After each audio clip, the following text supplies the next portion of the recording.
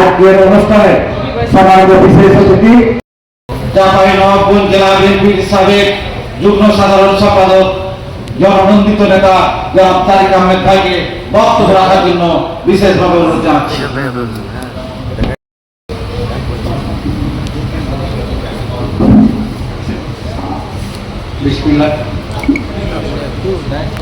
বিসমিল্লাহির রহমানির রহিম।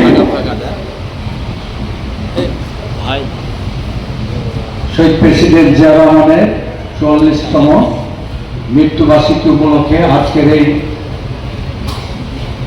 মহতী সভা, আজকের এই সভায় সভাপতিত্ব করছেন আমার শ্রদ্ধেয় বড় ভাই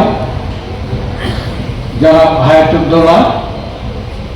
আমাদের আজকের এই আয়োজনে উপস্থিত আছেন মধ্যমণি হিসাবে এক সময় রাজশাহী বিশ্ববিদ্যালয়ের তখন ছাত্র নেতা, রাজশাহী বিভাগের সম্মানিত সাংগঠনিক সম্পাদক অ্যাডভোকেট সৈয়দ শাহিন সরকার। আমাদের মাঝে উপস্থিত আছেন প্রধান বক্তা হিসাবে চাঁপাইনবাবগঞ্জ জেলা বিএনপির সংগ্রামী সদস্য সচিব,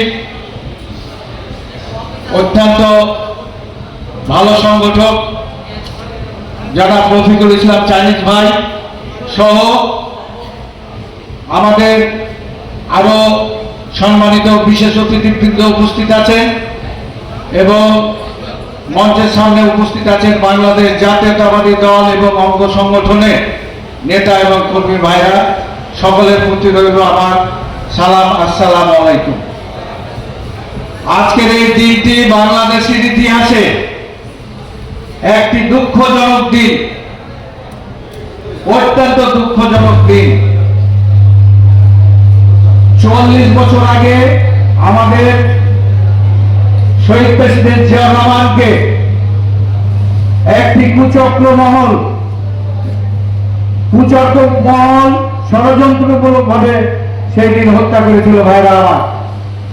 তো যাই হোক, বক্তব্য যেহেতু সংক্ষিপ্ত দিতে হবে, আমি সংক্ষিপ্ত বক্তব্য দিয়ে আমার বক্তব্য শেষ করব।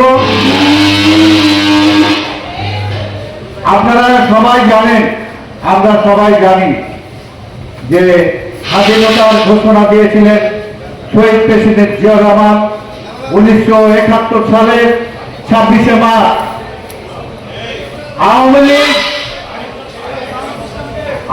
লীগ এইসব ইতিহাসকে নিয়ে বিতর্ক সৃষ্টি করার চেষ্টা করে ভাইরা আমার। তারা বলে যে স্বাধীনতার ঘোষণা দিয়েছে শেখ মুজিবুর রহমান। তো শেখ মুজিবুর রহমান যদি ঘোষণা দিয়ে থাকতেন, উনি একটা বক্তব্য দিয়েছিলেন 7 মার্চ, তাহলে স্বাধীনতার ঘোষণার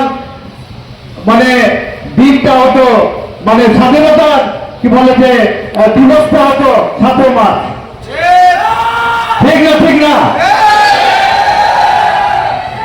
26শে মার্চ শহীদ প্রেসিডেন্ট জিয়া রহমান ঘোষণা দিয়েছিলেন। উনি ওনার জীবন দশায় যখন দেশের দায়িত্ব পালন করেন, উনি 26শে মার্চকে স্বাধীনতা দিবস ঘোষণা করে গেছেন। অতএব আওয়ামী লীগের ভাইরা যারা এটাকে এই ইতিহাসকে বিকৃতি করার চেষ্টা করেন, এই ইতিহাস বিকৃত করে আপনাদের কোনো লাভ হবে না। ইতিহাস ইতিহাসই থাকবে ভাইরা আমার। তারপরে আওয়ামী লীগ সরকার এদেশের স্বাধীনতা কেড়ে নিয়েছিল, পত্র পত্রিকার স্বাধীনতা কেড়ে নিয়েছিল, মানুষকে খুন করেছে, তারা রক্ষী বাহিনী দিয়ে মানুষকে হাজার হাজার মানুষকে হত্যা করেছে ভাইরা আমার। 1974 সালে হাজার হাজার মানুষের দেশের মানুষ মারা গেছে ভাইরা আমার। ঠিক না? ঠিক না ভাইরা আমার? ওইরকম একটা দুর্যোগ পরিস্থিতিতে সিপাহী জনতার বিপ্লবের মধ্য দিয়ে আমাদের বিএনপির প্রতিষ্ঠাতা শহীদ প্রেসিডেন্ট জিয়া রহমান ক্ষমতা পান ভাইরা আমার। পরবর্তীতে উনি জাগদল গঠন করেন জাগ দল গঠন করার পর বিএনপি সংগঠন গঠন করেন, যা অদ্যাবধি বাংলাদেশে একটি শক্তিশালী সংগঠন হিসাবে অব্যাহত রয়েছে। ভাইরা আমার, উনি ওনার জীবদ্দশায় সারা দেশে বৃক্ষরোপণ করেছেন, খাল খনন করেছেন। আপনারা জানেন যে সৌদি আরবে অনেক হাজার হাজার আপনার কি বলে যে নিমের গাছ রোপণ করা হয়েছিল, সেই গাছ আজও আছে, তার ওনার স্মৃতি আজও আছে। উনি আসার পরে আমাদের দেশে শান্তি শৃঙ্খলা ফিরে এসেছিল, আইনের শাসন প্রতিষ্ঠিত হয়েছিল, গণতন্ত্র, বহুদলীয় গণতন্ত্র প্রতিষ্ঠিত হয়েছিল বাংলাদেশে। বাংলাদেশের আজকের আওয়ামী লীগের কি বলে যে শহীদ প্রেসিডেন্ট জিয়া রহমান কারণে রাজনীতি করার সুযোগ পেয়েছে। ভাইরা আমার, তো আমি আর ওদিকে যাব না, এখানে সিনিয়র নেতারা আছে, ওনারা ওনাদের বক্তব্য রাখবে।